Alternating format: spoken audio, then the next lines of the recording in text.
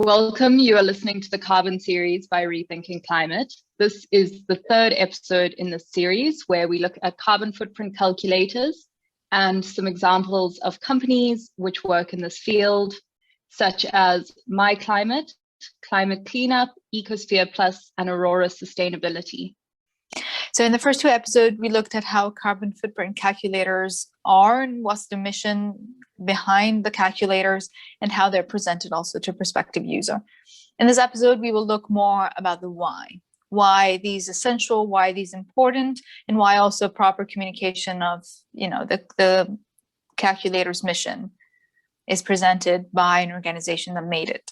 Communication's supposed to empower people to change behavior, and shaming, of course, doesn't work.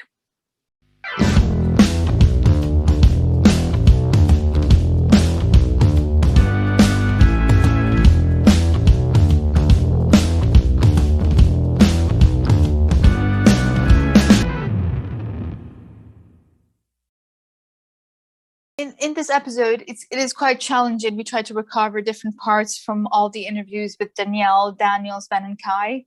In consideration of the utility of the carbon footprint calculators and reasoning behind their existence as a service both for business and citizens, communication plays a role to express and introduce this concept to those who use the calculators, but also those who are not experts of why calculators exist and what's their utility especially. So we think that this is becoming an essential key to our discussion, and as well measures that can help us reduce negative impact of our actions on our planet, and calculators help us sort of measure that. But we will look in this episode a little more deeply into what that actually means. Although this series doesn't try and tell you as the viewers if carbon footprint calculators are right or wrong, because nothing can be simplified that much. And in the second half of the series, we will do the same with carbon offsets. It's not a binary thing, there's no single answer. But what we are trying to do is express some of the concerns and maybe potential issues or the benefits of carbon footprint calculators in the view of many of the stakeholders, the companies involved, the citizens, the policymakers, and most importantly, the impact on the planet. And so what are the challenges when you talk about carbon removal? First, to have people understand it. So there's the first of the tactical cycle. Imagine, what does it look like? So for 1,500 gigaton, what does it look like? What we found out over the past years is currently all plants and trees on Earth already contain the equivalent of 1,500 gigatons. When a plant grows, it's through photosynthesis, obviously, it sucks out carbon from the atmosphere. And all plants alive currently have contain like 1,500 gigatons of carbon dioxide, which is a certain amount of carbon because they exhale the O2, the dioxide for us to breathe, of course. But so these 1,500 gigaton in all plants on Earth and trees basically means that we need to double the amount of plants on Earth, which means to double nature, right? And that's something that's very visible. So first, in order to make people understand or to start collectively organizing this, we need to envision it, and then we need to do it, to just start doing it, because the proof of the pudding is in the eating. And then you come on all those wonderful people who are already working on those. For example, have a seaweed plantation and sink off their seaweeds to sequester the carbon dioxide. These are kind of the challenges. And the third, in terms of fundamental conditions, is that it's still not obvious how to account for this carbon that's being removed, how to calculate simply. I mean, just bring it back towards simply a molecule of carbon is stored in a tree, and you build a house from that. So Sven, in his interview, he starts to explain a offset project. We will go more deeply into that in the next episodes, which will focus on the carbon offset projects. But Sven explains again, as you've heard, about this seaweed offset project. And of course, he sort of already starts to underline the main concern when it comes to carbon removal. What is it there? What does it mean to remove it? You remove it, to place it where? Like you, with the calculators, you measure it, but there's a lot of concern about carbon itself, because it's not CO2 itself. It's not a single element that impacts negatively our planet. Science student Asia and I had a lot of conversations about this idea that carbon itself is not a bad thing, carbon dioxide itself is not a bad thing, but it's just when one part of this system or this process becomes far greater than other parts. So currently, through our human impacts, we are producing and releasing far more carbon dioxide than the natural systems are able to take up. So it's not that a molecule like carbon or carbon dioxide is inherently bad, but it's more just that it's creating an unequal process. And something like carbon removal or sequestration is trying to create balance in that. And there are many concerns with that too. So for our listeners, that's also a term that is part of what's called geoengineering techniques. So ideas that humans with technology can help reduce CO2 emissions, again, not naturally, but by using technology. So that's a very interesting point you make. And also the approaches around how mechanical that is, whether it's machines to remove it or natural processes that we can sort of modify to help us. And I think we'll go far more in depth on that in the next part of the series. We'd go over what is a carbon footprint and how do you calculate it? Sure. So the carbon footprint that we calculate is about the equivalent emissions. So for instance, if you eat a lot of beef, it's not necessarily the carbon, the CO2 that's the issue, it's more the methane. And so we sort of calculate the equivalent of carbon emissions. It's just the standard way of giving someone's impact. And how we go about calculating it is we try to ask people questions that they know the answers to. So we try to do a lot of the heavy lifting on the back, sort of back end of the system. And we ask questions like, how much do you spend on petrol? And we use then the amount of kilometers that somebody travels and the petrol price in their region to calculate the emissions attached to, for instance, their car travel. And yeah, that's pretty much how we go about calculating it. We break this into 5 different areas. So energy, consumption, food, travel, and investment. The reason being those are the sort of 5 most impactful areas in which someone can have carbon emissions. And yes, so that's pretty much how we go about calculating it and the reason for the way that we do it. And as you said, you've sort of chosen 5 broad areas to look at. What sort of assumptions do you have to make, or where can bias come into that calculation? Because I think often people think that because it's mathematics, there's no bias or it's purely fact, but maybe what are some of the limitations of calculating this in order to simplify it for people? That's actually a really interesting point, because there are certain aspects of people's lives that are really difficult to determine emissions for. And we also wanted our quiz to be as short and easy to use as possible. So what we did is we introduced this concept of behavioral points and the Aurora score. So for instance, investment is something that everybody has a very specific sort of portfolio. So for instance, if you invest sustainably, we don't necessarily know exactly where you invest and the exact emissions of each of your investments. So it's a very difficult thing to quantify, but we didn't want people to sort of lose out. We wanted that to be included because where your money sits is very important. And so what we did was we created this concept of behavioral points, where you're given a certain amount of behavioral points for the fact that you invest sustainably. And then that is weighted and calculated into your Aurora score out of 100. So that's where there could possibly be sort of some uncertainty and some bias. But what we've realized is a lot of carbon calculators or carbon footprint calculators can take up to 2 hours to complete, and the impact of those additional details is actually pretty negligible. So we're quite comfortable in the fact that our assumptions don't necessarily impact the accuracy too much, but they do take into consideration factors that are very difficult to quantify. I think an important thing that Danielle brings up is that these calculations will never be perfect. They will never take into consideration every possible molecule of CO2 that is being released.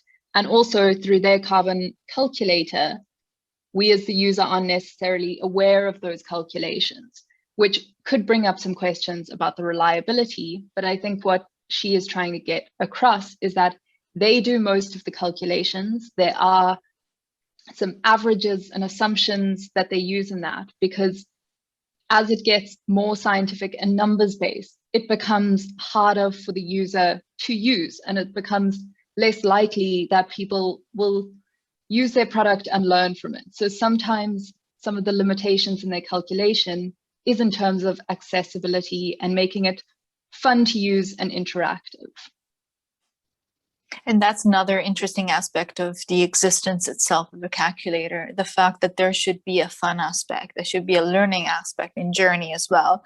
Although there is this sense of urgency about the fact that the calculators exist because CO2 emissions are increasing and we require the need to measure it, both again as the several stakeholders involved. So there is, again, as we said before, no right and wrong answer to this. However, it is a concern of how do we communicate this the best way, considering that we have to make it fun, otherwise people don't use the calculator. But there is an urgency in using the calculator itself because there is a big reason behind it. So it is very, very curious having to match these many worlds and understanding of a calculator. And again, what we keep coming back to, and the sort of overall idea of so many of our episodes has been, there is the scientific information out there. We know how big the problem is. People seem to be aware of the problem, but people are not necessarily changing their behaviors. And people in this case talks about individuals and organizations. So it comes back to how best we can communicate these issues to get people to change their behavior. And that's something we've touched with these guests as well, because a lot of it was, we don't want to blame anybody because, of course, you can't really point fingers, and it's not also fair to point fingers. But then who's responsible? There's sort of sense of responsibility here, and it's something that we'll see now with these other clips from the interviews. Do you think that it would speed it up if people were more collectively pushing forward to improve the issues we currently have? Oh, talking about people, there's one. The only thing we need to do is get together as people, because right now the thinking about climate solutions is super centered on individual responsibility. You know, we learned from Thatcher and Reagan and von Hayek and in all those neoliberal ideas that said the individual is the, there is no such thing as society, Margaret Thatcher said. So, and this is still, can still be seen. You can look at climate, what do you need to solve climate change? You stop eating meat. You stop flying. You change your light bulbs. You know, so but I think in nature, in its nature, climate change is a collective problem, and once the people who start seeing that, they can connect really easily and just ask for. Just demand the right kind of legislation. Is not, you know, carbon pricing. So simple. All the ideas are there. So, but that's also pushed forward by. So there's also the issue that not everybody agree, of course, on how we can move forward. So I think that's one of the limitations when it comes to collective action. So how can we beat that? Yeah, this was the basic for our kind of 3-step tactics. Envision the world you want. So we all envision it together, you mean? Start envisioning the world you want, and start publicizing about it, start telling about it, start talking about that. Like, how do you want this our countries and our cities in 20 years. I like how Sven places it, because we want to, it's interesting, our perception of how the world will want to be. We always speak about deadlines, 2050, Agenda 2030, always that sense of, but how do we really want a world? Like, we always measuring, again, the same reasoning of the calculator's data versus comprehension of the concern and what that entitles. And the same thing goes with these deadlines. We want the temperature not to be raised or a certain degree, but at the same extent, how do we envision a world where that is not happening? What does that entitle? How is that going to affect our living habits or even agriculture or so on? So it's really interesting about also the consciousness behind it. And I think Chris mentioned this in episode 1. I think Asia posed the question of how do we look at the future? And I think Sven's comment is an extremely optimistic view of the future. And it seems like the world pushes us to either be entirely optimistic or entirely pessimistic when it comes to various issues, including climate change. But I think in terms of being realistic, it has to be a mix of the two, of holding on to the hope of this optimal future where climate change is no longer a threat to us and to biodiversity. But we all know we can't just look at those positives and we can't just assume everything will turn out perfectly, because there are very real major obstacles in the way currently. And it relates to issues of racism and sexism and all sorts of other social issues, of trying to find this balance between maintaining hope, because we do need hope in order to change things, but also acknowledging where the problems are in our own individual lives and as a society, because acknowledging where those problems are allows us to figure out a way to fix them. Yes, and we have to be more honest about that. That's something we talk about quite frequently in our mission as Rethinking Climate, and being honest in our conversation. So there isn't any blame, but there is honesty in saying the source of the issue is here. I'm not going to blame you for it, but we need to resolve it because you're affecting so much of what's around the issue. And about also racism and privilege in that sense, I think Antonio Lopez said that we keep mentioning his episode because it was very interesting, and he mentions eco-justice. And that's something that also includes privilege and understanding how much the impact that our activities are causing to the planet also affect mostly those communities in maybe developing countries, for instance, and which comes down also to a simple concern like working wages and concerns of that sort. If you pay well a family, you know that they could afford a good life. And if you protect the planet, they could also have access to good agriculture, which means that also the cost of the food there is close by, but it's also accessible, it's also cheaper, and also all those reasonings are very important indeed. Absolutely. And I think we've mentioned it in the other episodes, but I do feel a need to say it again, that when we are talking about individual responsibility and the responsibility to change our actions, I'm speaking from a place of a lot of privilege and assuming that the people watching this will have a similar feel, because the responsibility definitely does not lie with people who have no means to put food on their table. They have no responsibility in changing how much CO2 they release, or needing to take this calculated test in order to reduce their footprint, because the system has forced their footprint to already be so small and feel most of the effects of that and of climate change. Which is, again, also one other concern with carbon removal. The calculation should be based of, if a company is calculating their CO2 emissions, it should be done also based on how much they're impacting also where they are, not where they could be outsourcing and so on. Actually, it should be also both of it. They should calculate where they outsource as well as themselves as well, and the location where they are. So that's also another crucial part about the calculation. As someone who's in the field and out of personal curiosity, however, what going back to the calculators, what are the challenges in the sense that different calculators provide different results? So as a customer myself, what can I do? Yeah, what can you do? This this is also a challenge because it could raise questions of trusts.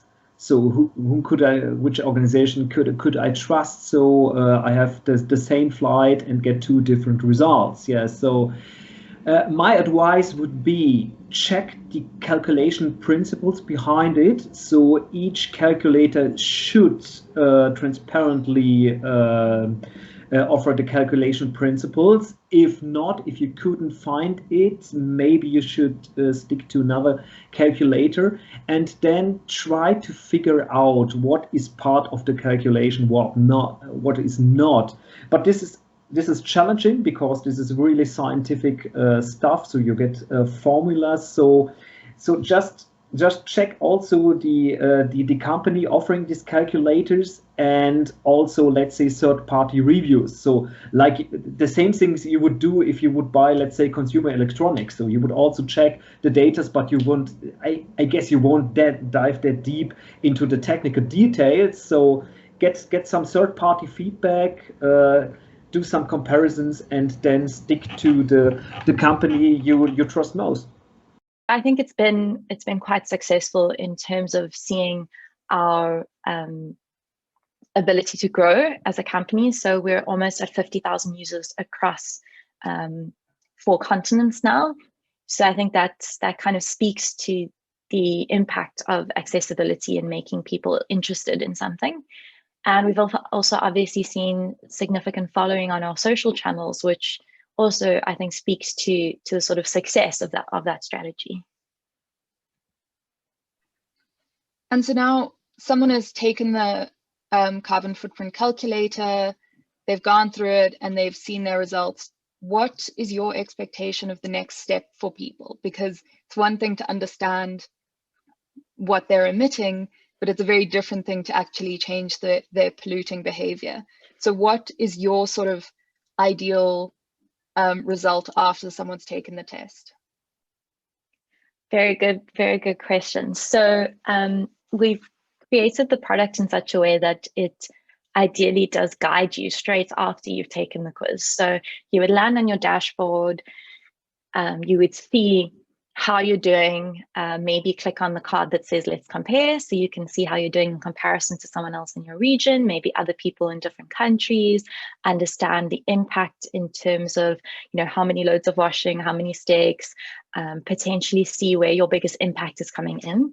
So let's say, for instance, it's the food aspect, which is something that I think is probably one of the easiest things to change. For instance, going into, you know, putting renewable energy on your house. Maybe you live in an apartment and that's not possible. That's quite a big investment, but food is probably one of the smaller, quicker changes that you can make.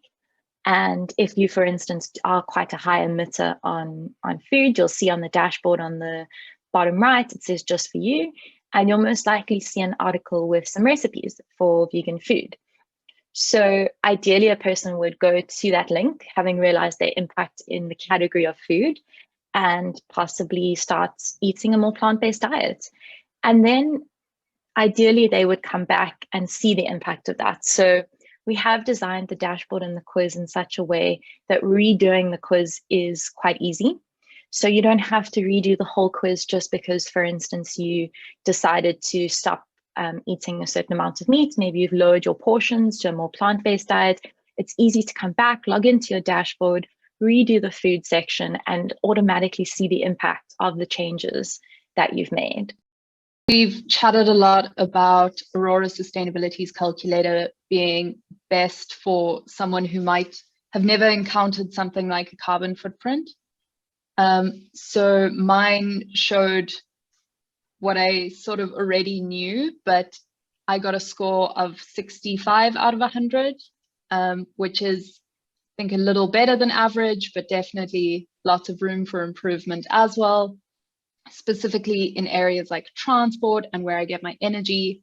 But at the same time, I can't entirely control those two factors in my life because there's not enough public transport in South Africa that is reliable. So I do end up driving more, and we only have pretty much a single energy provider unless you put in your own personal solar panels. So it's quite difficult to go off grid. And as a student, I definitely don't have the capacity to change my energy system and put in solar panels in a house I won't live in for more than a year. So I think it's important to look at this in your own context and look at where it's realistic to change and where it's not. I think my food score was better because I don't eat meat and the sort of typical higher emitting foods.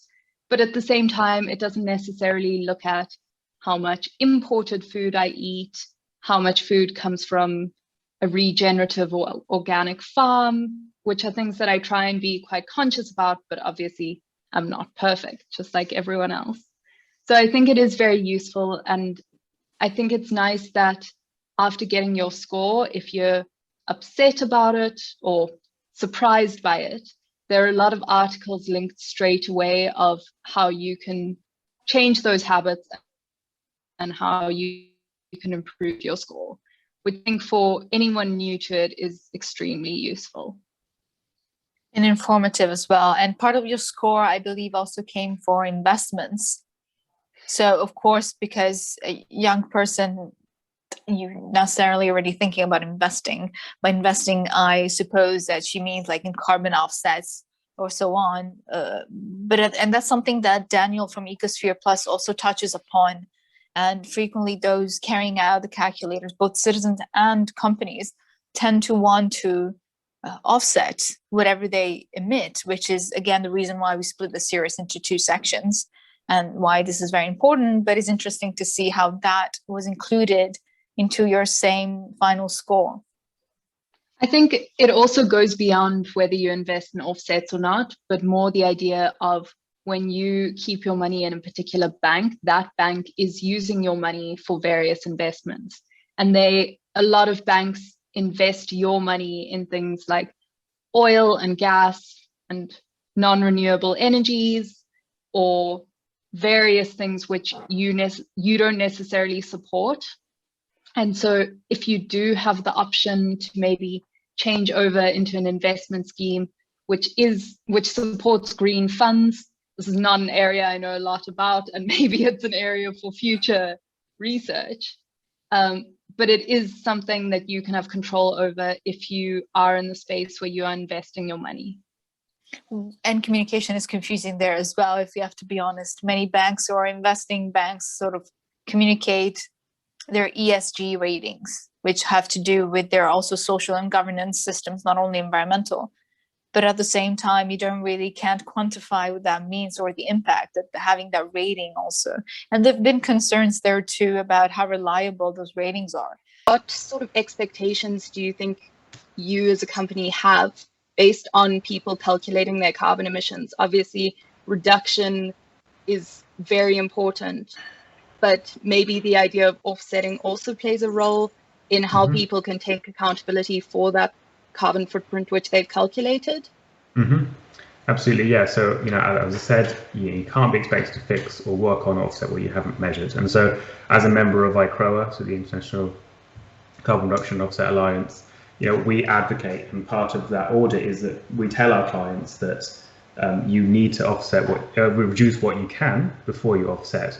And we have an ESG screening to make sure that we're not working with those clients who don't have that in place, and actually we go through quite a stringent ESG screening to say, look, okay, is the company just basically doing this to like you say, greenwash?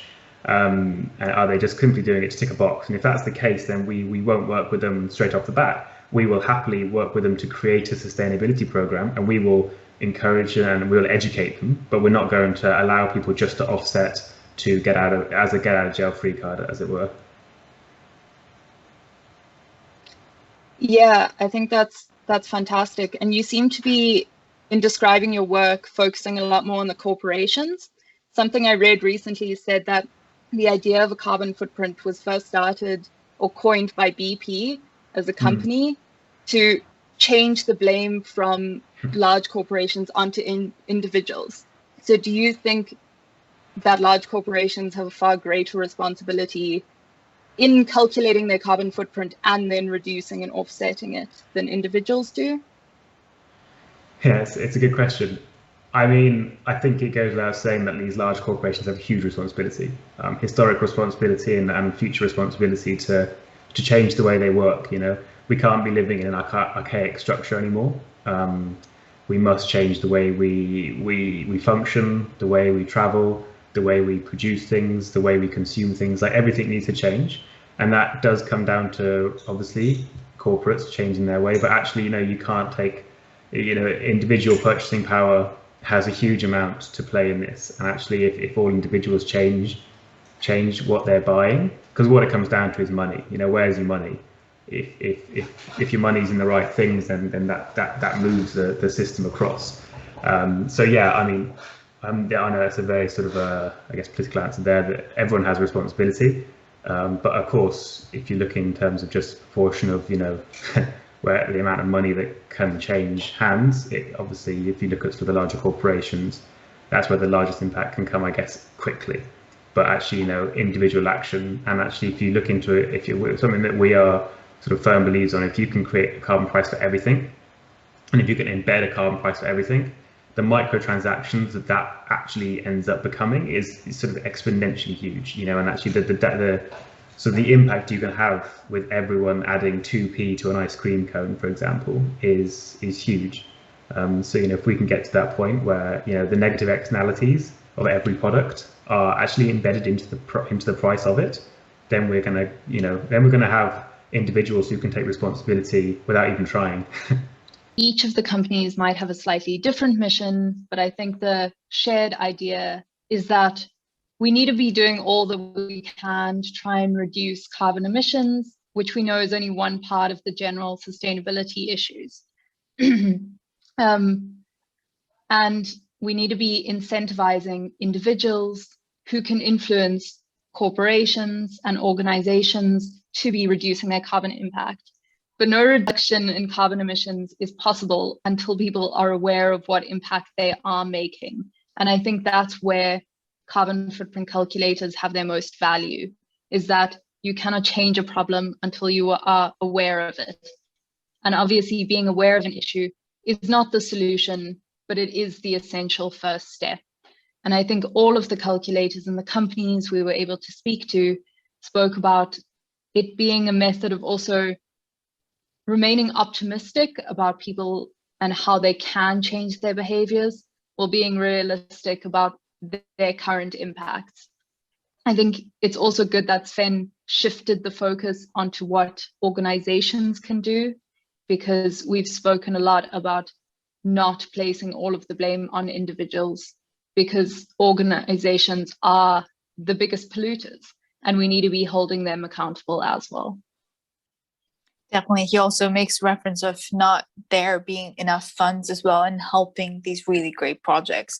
So I think this really wraps up very well the third and last episode we have why of the carbon footprint calculators. So thank you very much for those who listened. We're going to start the next episode 4, on the carbon offset projects. And we are on social media. Please subscribe to our channel, and to the next time.